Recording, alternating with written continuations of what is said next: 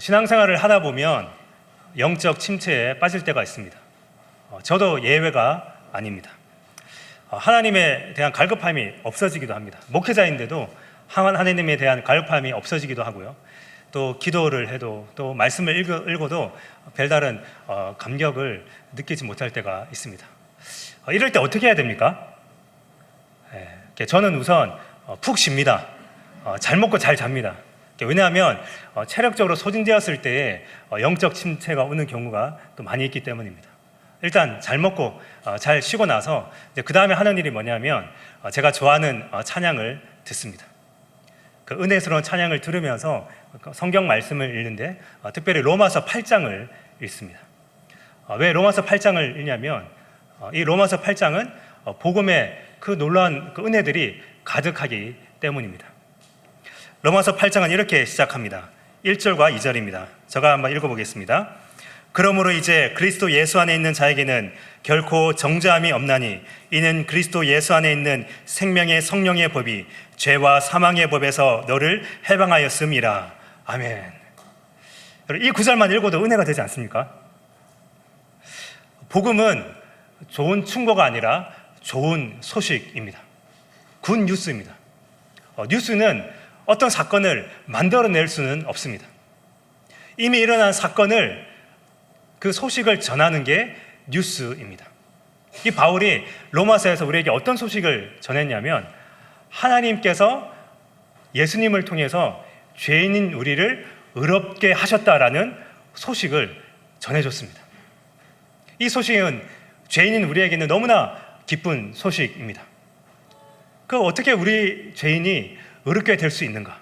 바로 그 예수님을 통해서 예수님의 의가 우리의 의가 되었기 때문에 의롭게 되었습니다. 근데 이 예수님의 의가 얼마나 강력한지 아무리 극악한 죄를 지은 자라 하더라도 그 죄를 하나님께서 용서해 주시고 의롭다 여겨 주신다는 것입니다. 제가 신학대학원 다닐 때 교회학을 가르쳤던 박영던 교수님이 이 의롭게 여기심, 이 칭의를 이렇게 표현했습니다. 화면을 잠시 보여주십시오.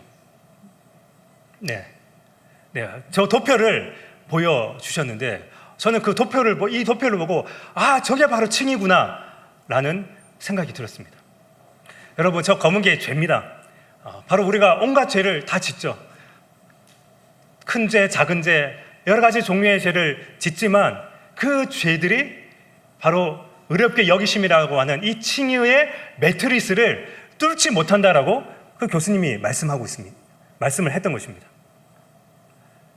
이 예수님의 이 의로 만들어진 이 칭의는, 이 칭의의 매트리스는 결코 그 어떠한 죄가 뚫을 수 없다. 만약 그 재료가 우리의 의라면 금방 뚫릴 텐데 이 칭의의 매트리스는, 이 재료는 무엇으로 만든 것입니까? 예수님의 의라고 하는 재료로 만들어졌기 때문에 어떤 죄가 오더라도 결코 뚫을 수 없다라고 하셨습니다. 여러분, 이것이 우리의 영적 침체를 다시 회복하는 바탕이 됩니다. 때로는 우리가 죄를 짓고 쓰러지고 넘어지기도 하지만 그러나 우리가 다시 오토기처럼 일어날 수 있는 이유는 바로 우리 앞에 칭의의 매트리스가 있기 때문입니다. 그 매트리스를 의지하고 다시 하나님 앞에 우리는 나아갈 수 있습니다. 우리는 죄인인데 죄인인 우리가 어떻게 거룩하신 하나님 앞에 여러분 지금 예배를 드릴 수 있습니까? 여러분 주중에 여러분 어떻게 사셨습니까? 다 확인하진 않겠습니다. 우리는 참 부족하게 살았습니다. 그럼에도 불구하고 거룩하신 하나님 앞에 예배를 드릴 수 있는 근거가 바로 이 칭의의 매트리스 때문입니다. 이 칭의로 말미암아 하나님께서 우리를 의롭게 보시기 때문에 우리가 하나님 앞에 예배를 드릴 수 있습니다. 그리고 이 칭의는 하나님의 놀라운 계획 안에 포함되어 있었습니다. 바울은 로마서 8장 30절에서 이 하나님의 놀라운 구원의 시작과 끝을 굉장히 짧게 요약하고 있습니다. 30절에 이렇게 말씀하고 있습니다. 또 미리 정하신 그들을 또한 부르시고 부르신 그들을 또한 의롭다 하시고 의롭다 하신 그들을 또한 영원롭게 하셨느니라. 이것이 구원의 시작과 끝입니다. 하나님께서 죄인인 우리들을 미리 선택하셨다는 것입니다. 미리 정하시고 불러주셨습니다. 그리고 그렇게 불러주신 우리를 의롭게 여기셨습니다. 뿐만 아니라 의롭게 여기신 우리들을 앞으로 어떻게 하시냐면 영화롭게 하실 거라고 하고 있습니다. 하나님의 택하심, 부르심, 의롭게 하심, 영화롭게 하심. 바로 이 구원의 놀라운 계획을 어떤 학자는 구원의 골든 체인이라고 하고 있습니다. 이것이 다 연결되어 있다는 것입니다. 그래서 하나님께서 한번 부르신 자들을 끝까지 인도하셔서 영화롭게 하신다는 것입니다. 이것이 하나님의 놀라운 계획인데 바울이 그것을 이 30절에서 고백을 하고 있습니다. 이 복음의 놀라운 계획을 고백하고 사실 펜을 마무리해도 되는데 이 바울이 펜을 놓을 수가 없습니다. 왜냐하면 이 복음을 말하고 나니까 이 복음의 은혜와 감격 때문에 계속해서 무언가를 계속 말하고 싶어 했습니다. 그래서 사도 바울은 오늘 이 본문에서 이 복음의 은혜와 감격을 지금 고백하고 있습니다. 그 복음이 얼마나 놀라운 것인지를 여러분 오늘 본문을 읽으며 느끼셨겠지만 이 바울이 약간 감정적으로, 감성적으로 오늘 본문을 기록하였습니다. 그렇다면 이 바울이 말한 이 복음의 은혜가 무엇인지 어떤 고백을 했는지 제가 한 3가지로 정리해서 말씀드리겠습니다. 첫 번째 바울이 고백한 복음의 은혜는 이것입니다. 하나님이 우리 편입니다. 같이 한번 읽어볼까요? 하나님이 우리 편입니다. 우리가 어떤 형편에 처해 있다 할지라도 승리의 삶을 살 수 있는 복음의 은혜가 하나님이 우리의 편이라는 이 진리 때문입니다. 31절입니다. 그런즉 이 일에 대하여 우리가 무슨 말 하리요? 만일 하나님이 우리를 위하시면 누가 우리를 대적하리요? 인생을 살아가다 보면 우리를 대적하는 존재들이 있습니다. 우선은 이 세상이 우리를 대적합니다. 이 세상은 우리가 하나님의 말씀대로 사는 걸 별로 좋아하지 않습니다. 그리고 이 세상의 가치관은 이 하나님 나라의 가치관과 반대됩니다. 이 세상은 우리에게 좋은 것을 보여주면서 하나님을 따르지 말고 이 세상을 따르라고 합니다. 그래서 이 세상이 대적이 되기도 합니다. 그리고 또 무엇이 대적이 됩니까? 바로 우리의 육신, 죄의 본성을 가진 우리의 육신이 또 대적입니다. 우리의 육신은 여전히 죄성을 가지고 있기 때문에 하나님의 뜻을 따르기보다는 지극히 자기 중심적인 죄의 길을 걸어가고 싶어 합니다. 늘 우리 안에 그런 이 죄의 본성이 있습니다. 그래서 그것이 우리를 대적합니다. 그리고 영원한 우리의 대적 누굽니까? 사탄마귀. 사탄마귀. 아담과 하와 때부터 지금까지 끊임없이 하나님의 백성들을 하나님으로부터 떨어뜨리게 만들려고 하는 이 사탄은 끊임없이 우리를 대적하고 공격하고 있습니다. 마치 우는 사자와 같이 하나님의 백성 중에 좀 어리버리한 이 백성들을 집어삼키려고, 그래서 하나님과 멀어지게 만들려고 끊임없이 우리를 공격하고 있습니다. 이러한 대적들이 우리를 공격할 때 우리는 어떻게 해야 될까요? 우리 힘으로 싸우려고 하면 우리는 이길 수 없습니다. 그리고 여러분, 우리가 얼마나 나쁜 존재냐면요, 그런 대적들과 손을 잡아서 하나님을 대적하기도 합니다. 이 세상과 손잡고 내 육신의 정욕과 손잡고 사탄과 손잡아서 하나님을 대적할 만큼 우리는 이 싸움에서 이길 수 없는 너무나 부족한 존재입니다. 그런데 바울이 뭐라고 말하고 있습니까? 우리의 눈앞에 아무리 강한 대적이 있다 할지라도 그 대적과 비교할 수 없을 만큼 크고 강하신 하나님이 바로 우리 편이라고 말하고 있습니다. 우리 편이 되어주시는 하나님은 모든 영광과 존귀를 받으시는 분이십니다. 온 우주를 창조하시고 자연 법칙을 만드시고 지금도 온 우주 만물을, 이 땅을 다스리고 계시는 하나님이십니다. 이런 하나님 앞에 그 누가 대적할 수 있겠습니까? 종교개혁자 마틴 루터가 그 당시 누구와 대적을 했냐면 그 당시 그 종교 권력을 쥐고 있던 그 교황과 싸웠거든요. 사실 바위의 계란치기와 똑같습니다. 근데 그 어려움 속에서도 이 루터가 끝까지 그 싸움을 할 수 있었던 것은 하나님은 우리 편이다, 하나님 나의 편이다라고 하는 이 복음의 은혜를 붙들었기 때문에 그는 그 싸움을 싸우면서 교회를 개혁해 나갔습니다. 그래서 이 마틴 루터가 어떤 찬양을 지었습니까?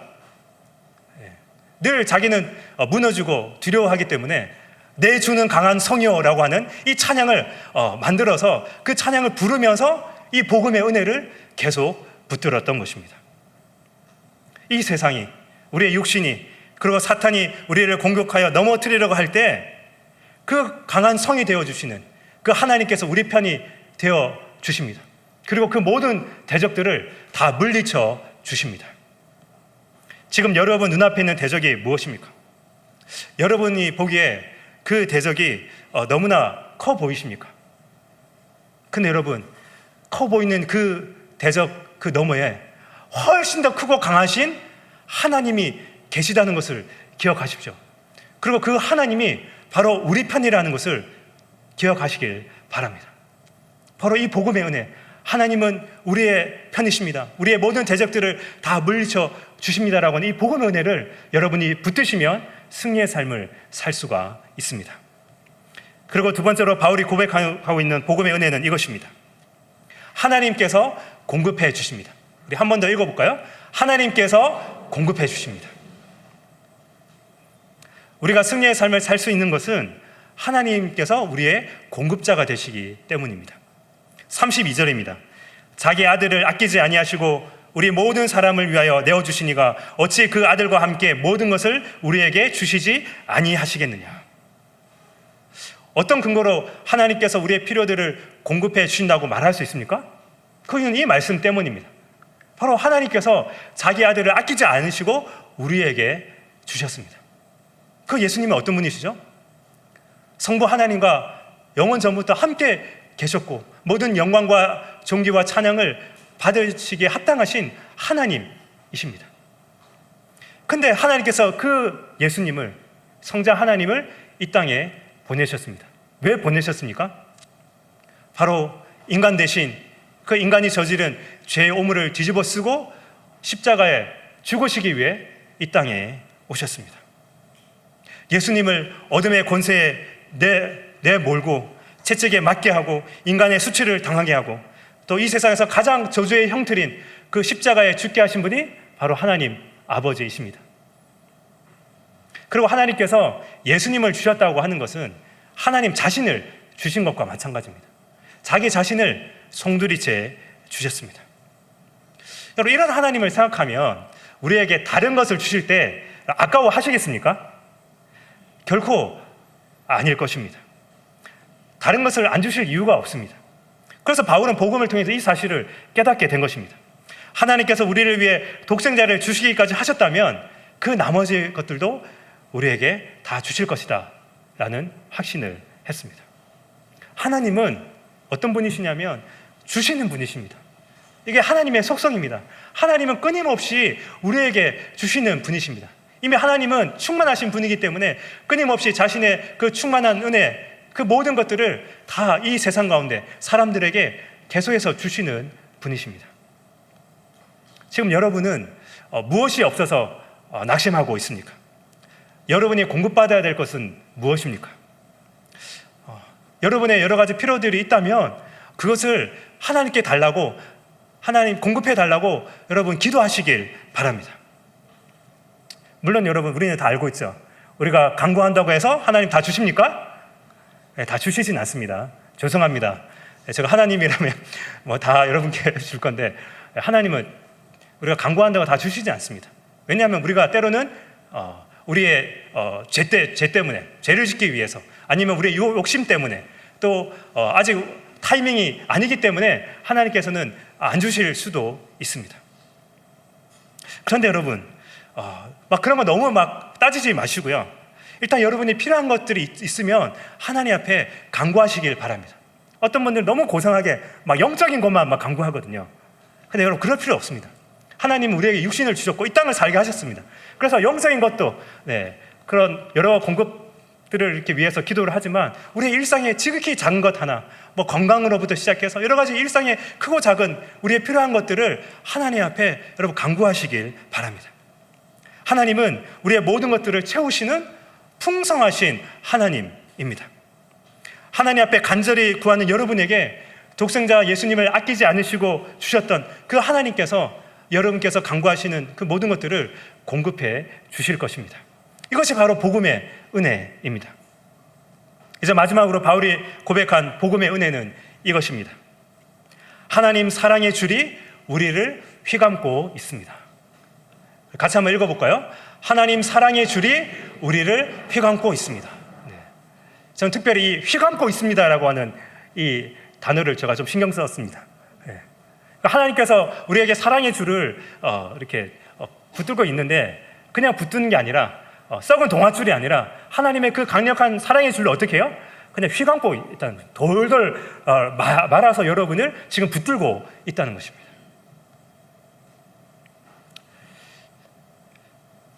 (35절에서) 바울이 이렇게 말합니다.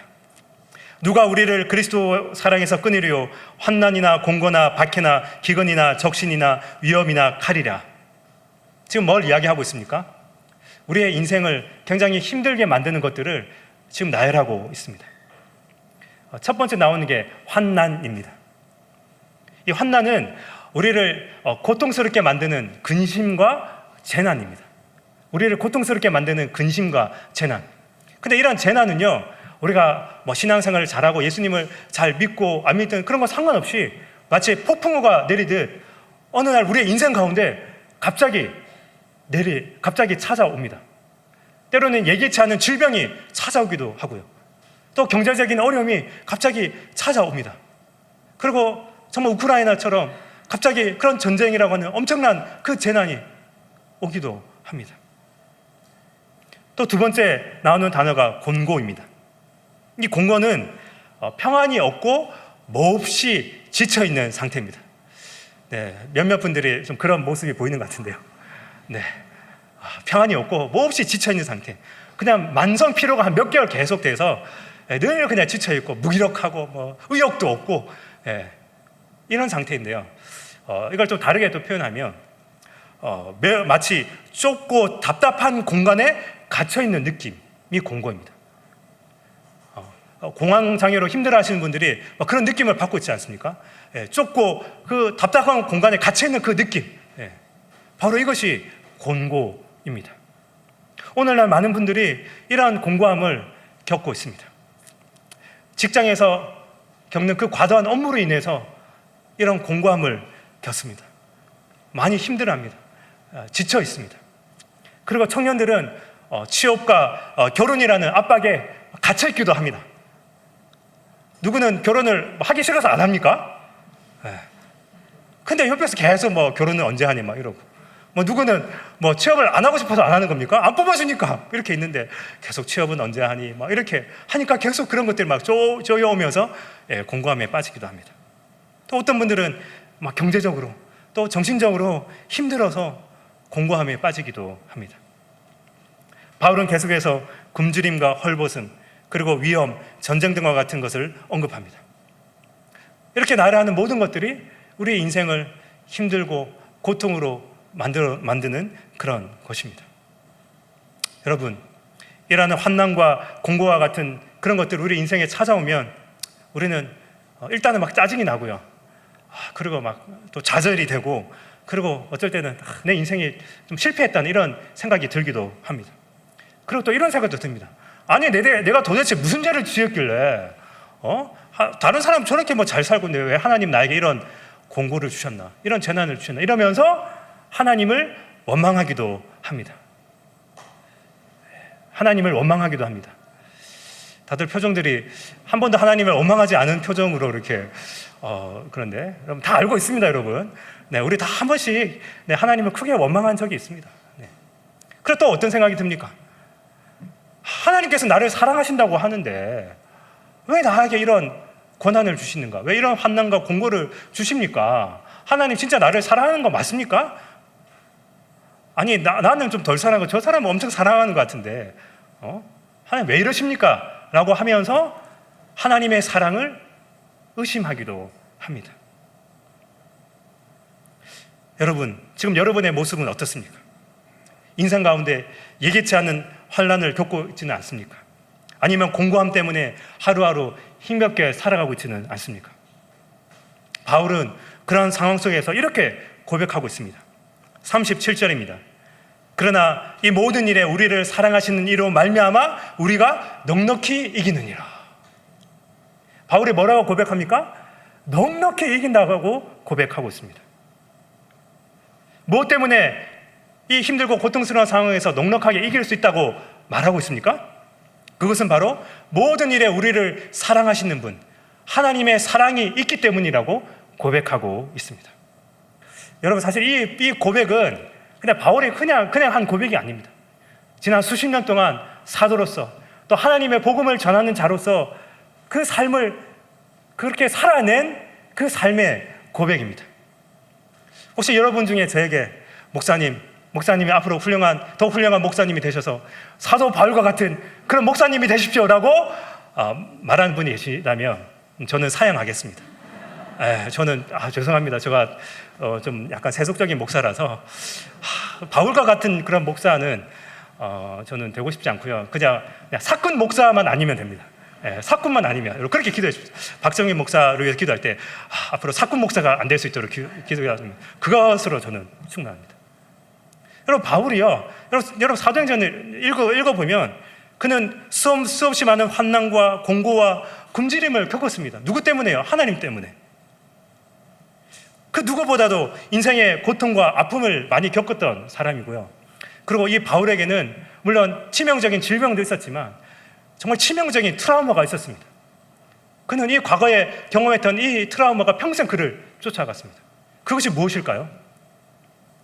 스데반 사건입니다. 여러분, 원래 바울이 어떤 사람이었습니까? 복음을 전하는 사람이요? 택도 아닙니다. 복음을 전하는 사람들을 핍박하고 감옥에 가두고 죽였습니다.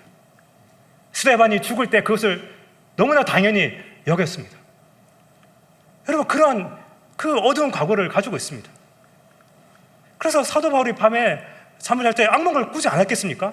자신을 핍박하고 죽였던 그 순교자들의 그 사람들의 얼굴이 막 떠오르며 얼마나 힘들었겠습니까? 그런 트라우마가 있었습니다. 그래서 복음을 전하다가도 끊임없이 사탄이 하지 않았겠습니까?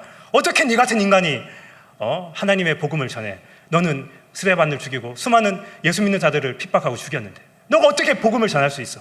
라고 끊임없이 그렇게 공격했을 것입니다. 근데 여러분, 이 바울이 그러한 고통과 아픔에도 불구하고 당당하게 하나님의 복음을 전파하며 이렇게 넉넉히 승리합니다라고 고백할 수 있는 이유가 무엇입니까? 그것이 바로 그 하나님의 사랑, 그 사랑의 줄이 이 사도 바울을 돌돌 휘감고 있었기 때문입니다. 어떠한 시련과 고난이 있다 하더라도, 어떤 트라우마가 있다 하더라도 하나님의 사랑만큼은 강하지 못하다는 것을 이 바울이 깨달았습니다. 그래서 그는 이 8장을 마무리하면서 이런 고백을 하고 있습니다. 38절, 39절인데요. 우리가 함께 여러분의 영혼을 향해 외친다라고 생각하면서 우리 큰 소리로 함께 읽겠습니다. 내가 확신하노니 사망이나 생명이나 천사들이나 권세자들이나 현재일이나 장래일이나 능력이나 높음이나 깊음이나 다른 어떤 피조물이라도 우리 주 그리스도 예수 안에 있는 하나님의 사랑에서 끊을 수 없으리라. 아멘. 로마서 8장을 읽으면 우리가 회복될 수밖에 없습니다. 8장 1절에 뭐라고 이야기합니까? 그리스도 예수 안에는 결코 정잠이 없다고, 너희들에게는 칭의의 매트리스가 있다고 그렇게 선언하고 있고요. 8장의 마지막에서는 뭐라고 말하고 있습니까? 그리스도 예수 안에서 있는 그 하나님의 사랑은 결코 끊어지지 않는다. 그리스도 예수 안에 있는 하나님의 사랑에서 절대 너희들은 끊어지지 않아. 바로 이 복음의 진리를 말하고 있습니다. 여러분을 향한 하나님의 사랑은 그 어떤 것보다 강합니다. 인생을 살아가다 보면 환난을 겪기도 하고 공고를 겪기도 합니다. 하루하루 힘겹게 살아가기도 합니다. 근데 그러한 순간에도 결코 좌절할 수 없는 이유는 바로 하나님의 그 사랑이 여러분의 그 모든 삶을 휘감고 있다는 것을 꼭 기억하시길 바랍니다. 하나님께서 베푸신 사랑은 어떤 사랑입니까? 하나밖에 없는 아들을 죽이신 사랑입니다. 그래서 우리가 최악의 상황, 비참한 상태에 있다 할지라도 하나님은 우리를 향한 그 사랑의 줄을 결코 포기하지 않으십니다. 그리고 이 사랑의 줄을 그 누구도 끊을 수 없습니다. 어떤 피조물도 끊을 수 없습니다. 하나님의 그 사랑의 줄이 우리를 붙들고 있기에 우리는 결코 실패한 인생, 패배한 인생이 될 수 없습니다. 이 사랑이 있기에 우리는 넉넉히 이기는 인생을 살 수 있습니다.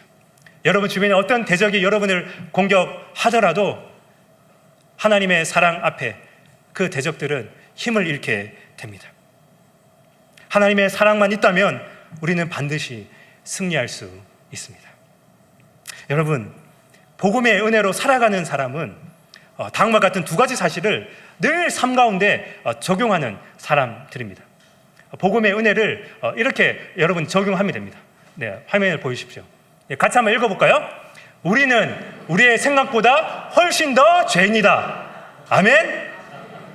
네, 몇몇 분들은 아멘을 안 하신대요. 네. 우리는 우리의 생각보다 훨씬 더 죄인이다. 예. 여러분 늘 이 복음의 은혜를 여러분의 삶 가운데 여러분 적용해야 됩니다. 그래서 저도 이 복음의 은혜를 이렇게 적용하고 있을 때 누군가 나에게 막 비난을 하잖아요. 그러면 저 별로 화가 안 납니다.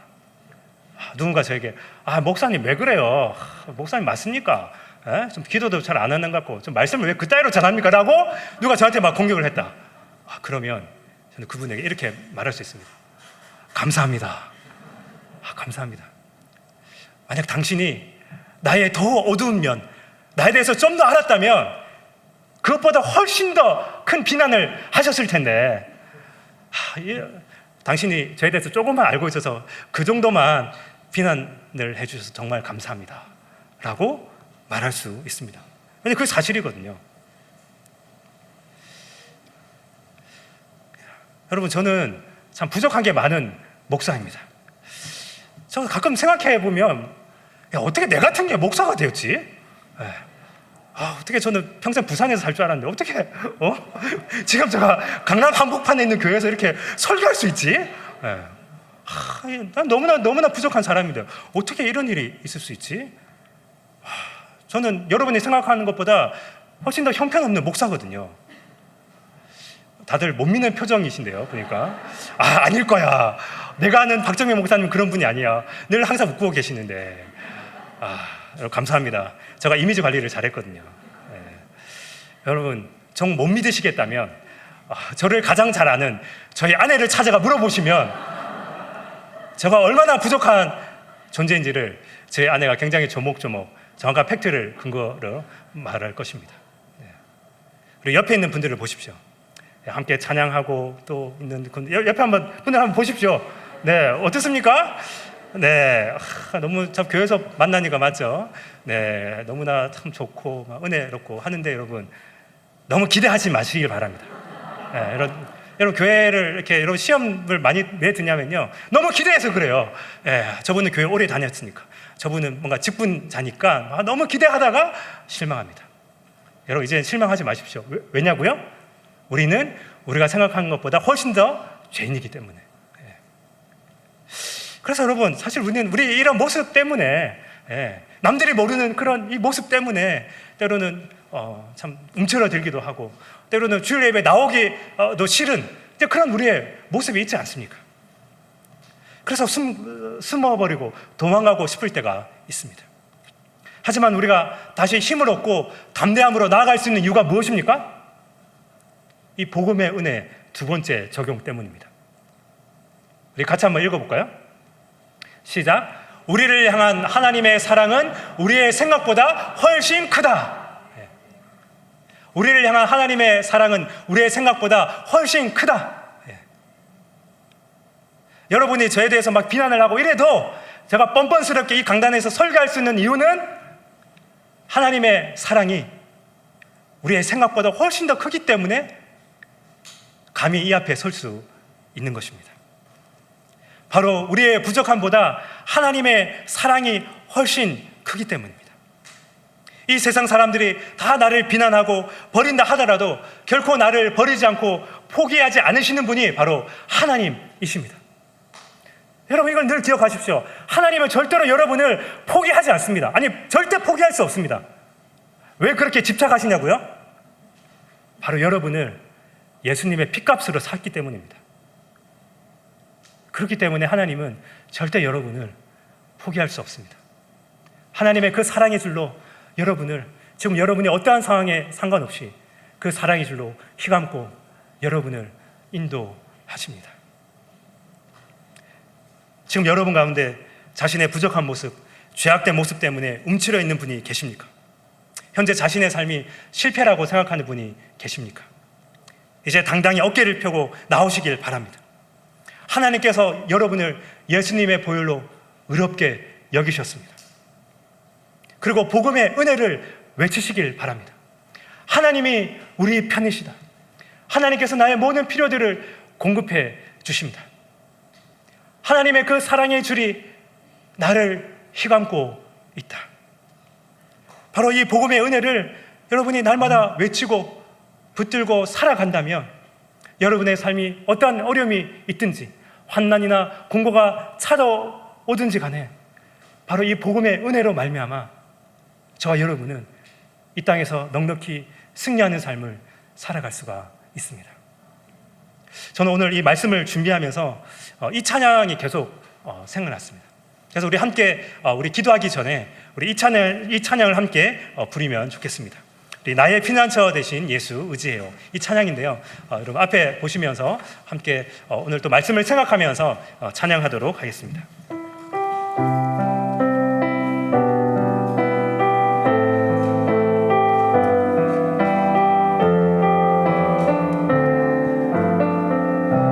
나의 피난처 예수, 나의 피난처 예수 의지해요.